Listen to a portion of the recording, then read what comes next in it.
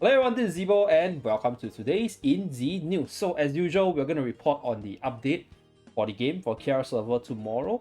And this patch is the Ascension patch for Karina as well as Mei and Fei. And without further ado, let us start today's patch note run through. So first of all, we have the new Hero Ascension Karina. This Ascension turned her from child friendly slightly to R18 really quick. I honestly think what the this design is crazy. Like how is I don't know. Wait, I have a feeling I am gonna get censored if I post this on my thumbnail. Okay, so let me do this experiment. If I post this picture on my thumbnail and I get censored, then this picture is officially way too much. Okay, so this is a bit too hot. Okay, like the whole room is heating up. Okay, so that is for Karina. Then this is her changes. So main skill changes. Okay, so previously there's a vampire bat. Then right now there's I think a secondary ability which summons Charlotte. So I guess this makes Karina a summoner unit, right? Now is Charlotte a summoner unit like a big bat that you summon and then deals damage? If so, then actually it's gonna be very interesting to pair Karina with Noxia because you'll have a zoo galore, but then Beth will be killing you guys all because you have so many summons on the field. So that's something that's quite interesting to think about. So other than that, there's a increase to HP recovery. So previously it was 3%, so additional 2%, so 5%. Then party buff enhancement, dark attribute power plus 6%. Okay. So the judgment size for her weapon skill, Blood Moon, is increased by 25%. I think 25% is not very big. Her exclusive weapon skill, right, in case you guys do not know, is the one where she casts the skill and then there's a red aura around her and then it blasts. So increasing by 25 might be a little bit useful in, I'll say, PvE.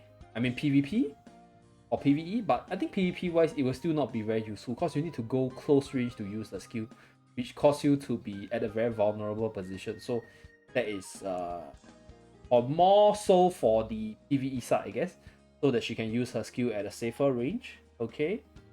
So weapon option enhancement. Previously, Giant Bat damage increased by 100% and has penetration ability. So the Giant Bat deals more damage and can pass through multiple target.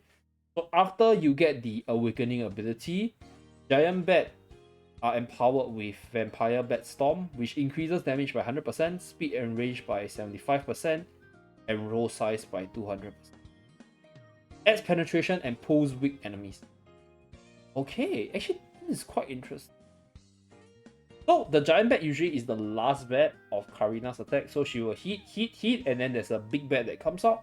So this big bat, other than dealing damage now, will have increased speed, increased range, has a bigger size, which means that maybe it can hit more targets that are clumped up in a wider AoE. And obviously the penetration is still there, but it pulls weak enemies. So I don't know what these weak enemies means. I think we have to wait until official translation. But if it pulls range unit forward, then it's gonna be a very interesting mechanic. Like a dark team is gonna have a beta now. It's crazy, okay?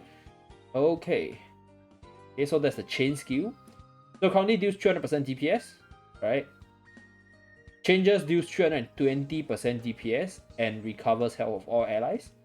Okay, so enhanced normal attack when Charlotte attack hits a certain number of hits, the summoning interval of the giant bat is reduced.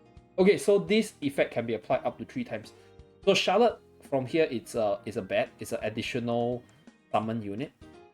So when this unit deals a certain number of hits, the interval for Karina to use her giant vampire bat, which is the big bat, is reduced. Which is, I think the big bat is going to be a key part of her kit, which we shall see how useful it will be. Quite interesting though, because honestly speaking, we're going to see Zudak team in Colosseum maybe, I don't know.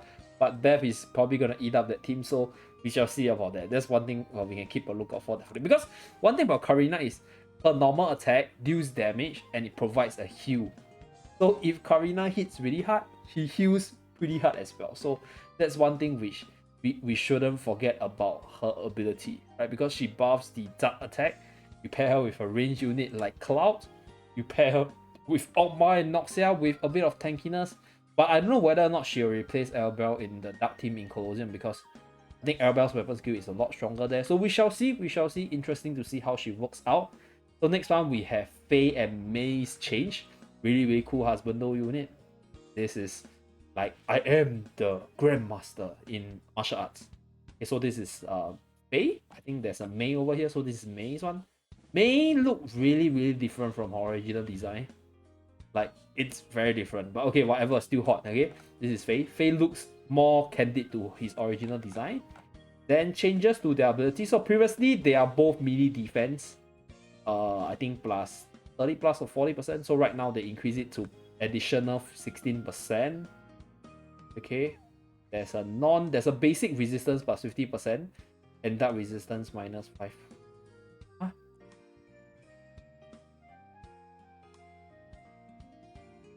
Wait, look at that. Well, let me look at that change first. Use double slams with a certain probability. Envelope expands around you, reducing damage received from targets outside the area by 3%. Okay, I think this unit is gonna be quite big in Master. Definitely, I don't think melee defense is going to be something that is gonna be very good in Colosseum without any backline dealing ability. But this unit, because some of Colosseum has a lot of range teams, so probably not very useful there. But there's a buff to melee defense, right? There's increased resistance. Okay, there's dark resistance. I don't know what this thing actually works. I'll wait until it officially released. Then I'll talk about it. But it's the first time I see a unit get change in their resistance. So this means they are gonna take lesser damage because, you know, elemental advantage, elemental counter is a thing. And other than that, right, changes increase attack range of pregnancy by 50%, recovers HP equal to 100% of the damage dealt by double slashes. When using a scroll deals melee damage. Because previously, when they were doing their normal attack, when they punch you and stuff, right, they will heal up already. So right now they are gonna do more damage and they are probably gonna heal more and do more damage from. So for the additional DPS side. So that is for the weapon option enhancement.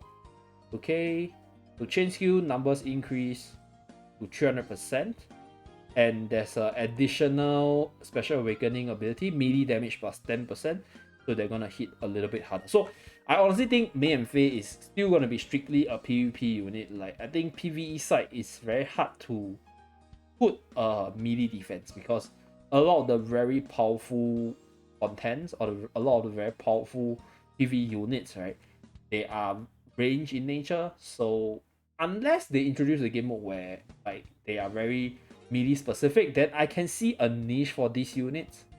Like, it's basically the Aleph argument. Like, their party buff is not bad, but it's just a bit too niche. So you want a more general one. But in terms of arena or Masters Arena, where you are dealing with very specific melee comps, then this unit is probably gonna shine. But right now, Rosetta is a thing. So yeah, range is probably gonna be still more prominent, and this party buff is useless when you fight a range unit. So that's the problem with Aleph and them. Okay, so next one, changes to damage reduction awakening node. So Lupina, Lan, and Priscilla. Oh my god. Call Studio, do something about Aleph. Why are you guys not touching on Aleph? Look at my head. Look at the usage for Aleph. Oh wait, they have a change. One person base defense plus 6. Dude, just change out his awakening node as well. Give him more percentage. Give him better special ability. Why? Why is Aleph so forgotten? I am breaking down, guys. Lupina getting another buff, right? She already deals a lot of damage. This allows her to recover HP equals to 15% of wound damage inflicted on enemies, so she gets a bit of sustainability. Then for Lan, recovers 8% of HP when using her skills. Okay, Lan has been buffed multiple times. Somebody please try Lan out so they stop buffing her. Or maybe Lan is just that bad. I don't know, but from what I see, right, the current version of Lan is really very powerful, like very mobile in arena, but the usage of Lan in arena is still not very high. So that's why I think they are trying to like pump her up so that people will see how OP she is and then, you know, start to use her. Then for Priscilla, she gets a 3% attack power increase and a 10% reduction damage when shielding. Okay, like I think it's fair. Like I feel that Priscilla is falling off slightly with all the hyper offensive teams. But Priscilla is very powerful. This buff is definitely gonna make her even stronger in arena already. So that's that. Okay, that's improvement. Lan Vishuvek. Vishuvek gets HP and attack. Okay, and attack power increase. Oh, I mean this is toughness, right? Yeah, this is toughness. So Aleph is getting a 7% overall increase. Okay, maybe not so bad, right? My long forgotten Aleph boy. But okay. Lan again, like dude, Lan has received so many buffs. Nobody's using her. Why? Somebody use Lan so that they'll stop buffing her, okay? Dude, you see, look at the improvement. Clark. Lan. Okay. Blah blah blah blah blah blah. Improvement is made so that the number of times Thunder Fist can be used in arena is not reset in the next round. Fix an issue where the speed and range of Qi Gong Fist and Thunder Fist did not increase by 25%. Okay, maybe she was very buggy. That's why this is like more like fixing of bugs. Okay. But dude, Lan has so many bugs already. Next, visual effect. New effect added.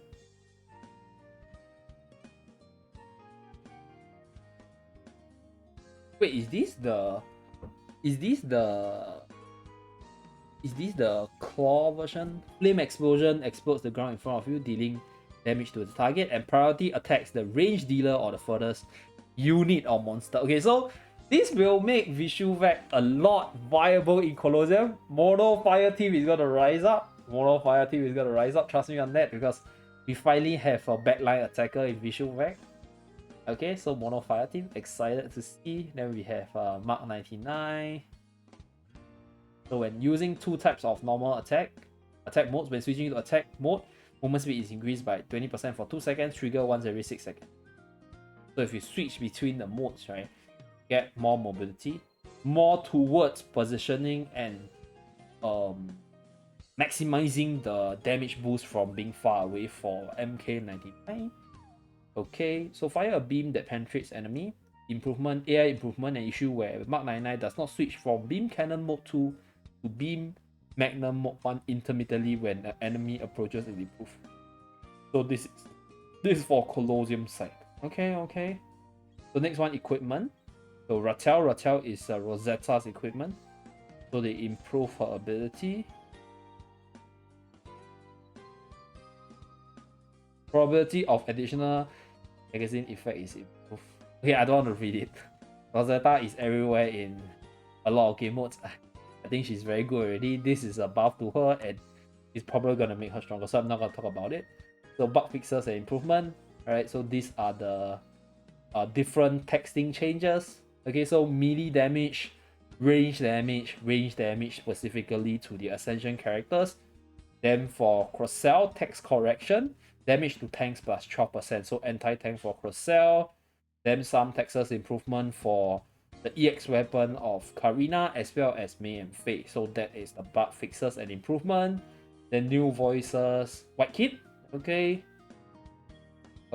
so new Heavenhold comic, Two Moons. Okay, guys, if you guys know who is Two Moons in Guardian Tales, you guys are old school players. Okay, there's actually this content creator known as Two Moons, so it's quite reminiscent for me to see this name again. So Two Moons. Okay, Expedition 3 region added. Okay, I think I'm still at 2. I barely cleared 2, I think. So okay, we shall see. I don't think my KR account can clear 3 yet. We shall see. Because I don't have the units and my account is not strong enough. So there's a third record. Huh? They are 5-star relic.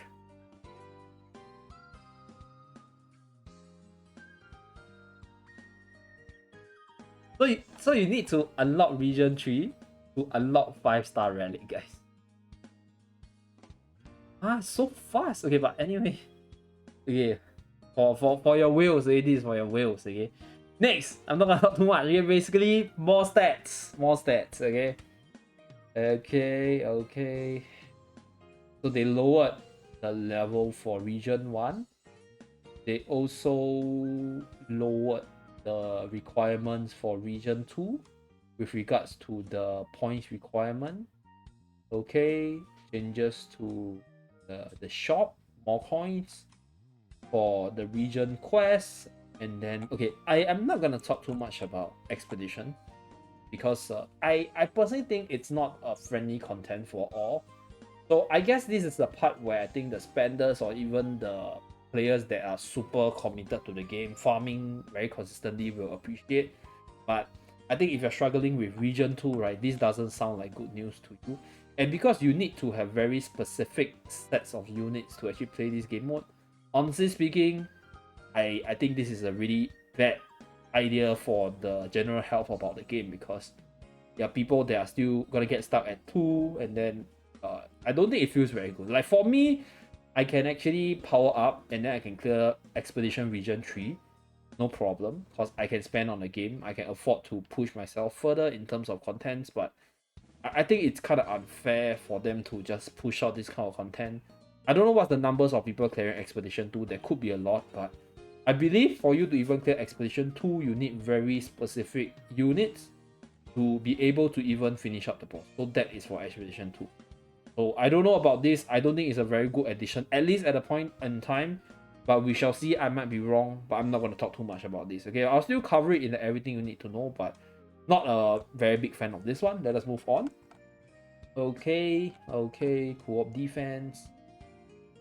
Okay, improve convenience. Okay, other bug fixes and improvement. Okay, packages. Okay.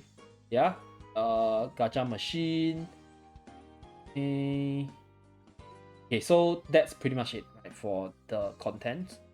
Then there's a costume. So we have a new Paimon costume, like a pole dancer Paimon.